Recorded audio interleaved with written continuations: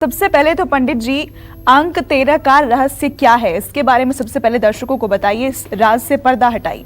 देखो, ऐसा है कि भारतवर्ष में प्राचीन काल से अंकों का अपने आप में बहुत बड़ा महत्व रहा है। जैसे 7 नंबर को ले लो पूजा जी। रामचरितमानस में, रामायण में 7 कांड होते हैं। श्रीमद् भगवद गीता, जिससे बड़ा कोई ग्रंथ नहीं माना जाता, उसमें केवल और केवल 700 श्लोक हैं। दुर्गा सप्तशती, जो दुर्गा साधकों के लिए प्राण है, उसमें भी केवल 700 मंत्र होते हैं। चक्रव्यूह की रचना हुई महाभारत काल में, जिसमें अभिमन्यु ने प्रवेश किया, उसमें भी सिर्फ 7 चक्र हैं। शरीर में मनुष्य के मूलाधार से लेकर स्वाधिष्ठान तक केवल 7 चक्र हैं। और यहाँ तक कि भगवान श्री कृष्ण की 16,108 पटरानियाँ थी। अगर 16,108 को आप जोड़ें तो 7 ही आता है, मूलांक 7 ही आता है। तो इस क्रम में जैसे 7 का महत्व है, इसी तरह से 9 का महत्व है और इसी तरह से 13 का भी महत्व है। ठीक है, तो 13 अंक विशेषकर यूरोप और अमेरिका में अशुभ और डरावना माना जाता है। वहां इस अंक को लोग टालते हैं। वैसे परंपरा तो नहीं है, लेकिन हिंदुस्तान में भी सभी लोग 13 को अच्छा नहीं मानते हैं। कई होटलों में 13 नंबर का कमरा नहीं होता है। बिल्डिंग में 13वीं मंजिल नहीं होती है। 13 नंबर का घर या ऑफिस नहीं होता है। 12 के बाद सीधे 14वीं मंजिल या 14 नंबर का रूम होता है। 13 तारीख को जरूरी और महत्वपूर्ण काम टाले जाते हैं। 13 तारीख को अगर शुक्रवार हो जाए तो उस दिन को और ही ज्यादा अशुभ माना जाता है। इस दिन ऐसा माना जाता है कि कारोबार और अर्थव्यवस्था पर गहरा और बुरा असर पड़ सकता है। बात करें चीन और ईरान की, तो चीन और ईरान में भी प्राचीन काल से 13 नंबर को अशुभ माना जाता है। और रोमन लोग 13 नंबर को मौत और विनाश का अंक मानते हैं। हमारे भारतवर्ष में ही चंडीगढ़ शहर है। उसकी रचना करने वाले ली कार्बुजिए नाम के व्यक्ति ने जब लगभग 50 साल पहले चंडीगढ़ का निर्माण किया था, तो उन्होंने शहर को लगभग 60 सेक्टरों में विभाजित किया था, लेकिन सेक्टर 13 नहीं बनाया गया। लेकिन इस समय शायद चंडीगढ़ में किसी स्थान को सेक्टर 13 घोषित किया गया है। ऐसे ही श्री अटल बिहारी वाजपेयी के जीवन में भी 13 नंबर का गहरा संबंध रहा।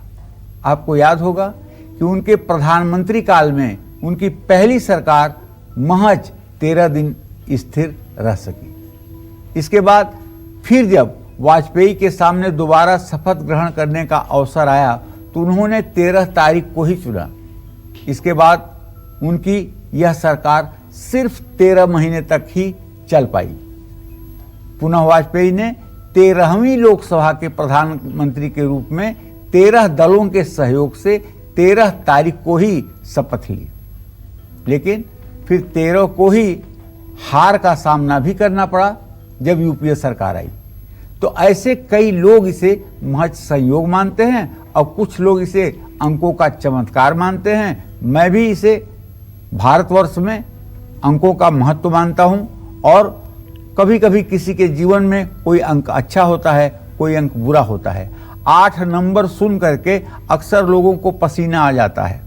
8 नंबर, शनि का नंबर। लेकिन मैंने बहुत से ऐसे लोगों को अपने जीवन में देखा है जो 8 नंबर के हैं, लेकिन उन्होंने धरती पर रहते हुए आकाश की ऊंचाइयों को छुआ है। सफलताएं उनके कदमों में रहती हैं। तो ऐसा नहीं है कोई नंबर सबके लिए बुरा है और ऐसा नहीं है कोई नंबर सबके लिए अच्छा है। उनके मूलांक के हिसाब से कौन सा नंबर सूट करता है और कौन सा नंबर नहीं सूट करता है, ये भी जानने और देखने की बात है। तो आज के कालचक्र के कार्यक्रम में हम बात कर रहे हैं नंबर 13 यानी अंक 13 की। चर्चा को अब आगे बढ़ाते हैं। पंडित जी, क्या ज्योतिष की नजर से भी 13 अंक जो है वो अशुभ माना जाता है? देखो पूजा, ज्योतिष के 3 अंग हैं, सिद्धांत, संहिता और होरा। सिद्धांत उसे कहते हैं जिसमें सिर्फ और सिर्फ गणित ही होती है। सिद्धांत वो चीज है जो सब कुछ कैलकुलेट करती है। जी। सूर्य, चंद्रमा, मंगल, बुध, बृहस्पति, शुक्र, शनि की चाल को, एक राशि में इनके रहने के, तिथि को, वार को, नक्षत्र को, कितने समय तक कौन रहेगा, ये कैलकुलेशन जो है ज्योतिष शास्त्र के सिद्धांत के अंदर होता है। और किसी के जीवन के बारे में बताना ये होरा शास्त्र के अंतर्गत आता है। इसको फलित ज्योतिष भी कहते हैं। और तीसरी जो संहिता है वो आकाश, अंतरिक्ष, सूर्य, चंद्रमा को देख करके पूरे विश्व के लिए जो भविष्यवाणी की जाती है वो संहिता के अंतर्गत आती है।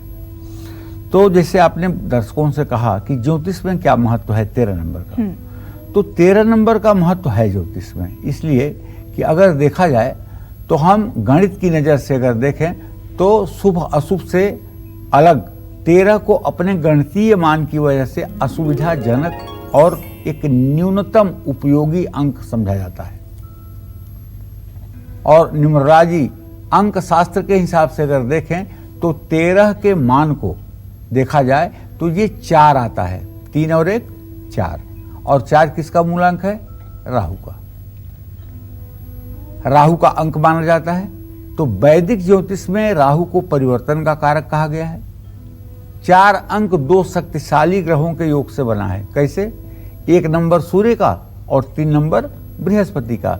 तो 1 के बगल में 3 लिखा हुआ है ना, सूर्य के साथ बृहस्पति है ना, तो ये 2 शक्तिशाली ग्रहों के योग से बना है।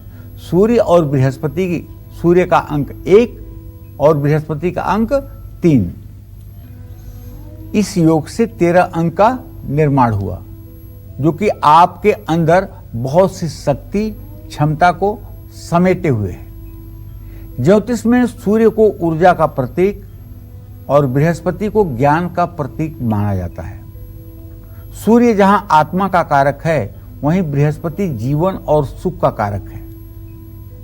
जब शक्ति और ज्ञान का सामंजस्य होता है, मेल होता है, तो इससे ज्यादा शक्ति और सामर्थ्यवान दूसरा कोई नहीं हो सकता है। तो 13 के सामने किसी अन्य अंक का कोई मेल नहीं है। तो आज मिथुन राशि के जातकों का दिन कैसा बीतेगा जानेंगे हम पंडित जी से, लेकिन उससे पहले हमारे साथ एक कॉलर है इस वक्त मिथुन बिहार से। बहुत स्वागत है आपका, अपना सवाल पूछिए। हेलो पंडित जी, नमस्कार। हाँ नमस्कार। मैं आशुतोष गुप्ता सीवान बिहार से बोल रहा हूँ। मेरा जन्म तिथि 20 मई 2000 है जी। 11:10 रात्रि में। जी जी। पंडित जी, मुझे पूछना था कि मुझे व्यापार करना है, किस क्षेत्र में करूं जिसमें मुझे बहुत ज्यादा सफलता मिले, और मेरी आगे की भविष्य और आर्थिक स्थिति कैसी रहेगी, और मुझे कोई उपाय बताते जिससे मुझे बिजनेस में सफलता मिले। चलो मैं बता देता हूं। तुम्हारे 10th भाव में शनि स्वगृही होकर के बैठा है। पेट्रोल पंप, गैस एजेंसी और मिट्टी के तेल का कारोबार, मोबिल का कारोबार, टाइल्स का कारोबार, ग्रेनाइट का कारोबार और मार्बल का कारोबार, ये सारे कारोबार आपके लिए सुखदायी होंगे। और तो और अगर आप चाहें तो लोहे से और कोयले से भी संबंधित कोई व्यवसाय कर सकते हैं, उसमें भी आपको 100% सफलता मिलेगी। आप अगर हर शनिवार की शाम घी का दिया जलाकर हनुमान जी के चित्र के सामने सुंदरकांड का पाठ करना शुरू करें, और ये क्रम अगर आप 2.5 साल लगातार करें, तो मैं विश्वास के साथ कह सकता हूँ जिस नगर में, जिस शहर में आप रहेंगे, वहाँ आप अपने नाम से जाने जाएंगे। तो जिनका जन्म 13 तारीख को हुआ है, उनका नेचर और फ्यूचर कैसा रहेगा, इस बारे में हम पंडित जी से जानेंगे। लेकिन उससे पहले कॉलर है हमारे साथ पूजा छत्तीसगढ़ से। बहुत स्वागत है आपका, अपना सवाल पूछिए। पंडित जी नमस्ते। हाँ, सदा सुखी रहो पूजा। पंडित जी, मेरा जन्म 27/12/1991 रात को 11:05 पे हुआ था। जी पंडित जी, मैं अपने जीवन से बहुत परेशान हूँ, बहुत संघर्ष है पंडित जी मेरे जीवन में।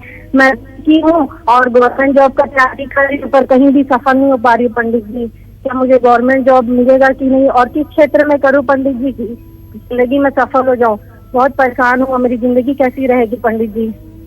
देखो पूजा, जहाँ तक आपने अपने नौकरी के बारे में पूछा है, तो सीधी सी बात है कि आपके 10th भाव में स्वगृही बुध सूर्य राहु के साथ है। आप टीचिंग के क्षेत्र में और बैंकिंग के क्षेत्र में दोनों में प्रयास करिए, दोनों में आपको सफलता मिलने की पूरी पूरी गुंजाइश बनी हुई है। रही बात ये कि थोड़ा सा आपका बुध ग्रह सूर्य और राहु के साथ होने के कारण कमजोर हुआ पड़ा है। अगर आप सुबह शाम गणेश चालीसा का पाठ करना शुरू कर दें और बुधवार के दिन किसी गाय को हरी सब्जी खिलाना शुरू कर दें तो ज़्यादा से ज़्यादा 17 बुधवार के अंदर आप रोजगार परक हो सकती हैं। नमस्कार, मैं हूं मानक गुप्ता। अगर आपको हमारा ये वीडियो पसंद आया हो तो इसे लाइक और शेयर जरूर करें और हाँ, हमें सब्सक्राइब और फॉलो करना ना भूलें ताकि आप देश और दुनिया की कोई खबर मिस ना करें। तो जुड़े रहिए हमारे साथ और देखते रहिए News 24।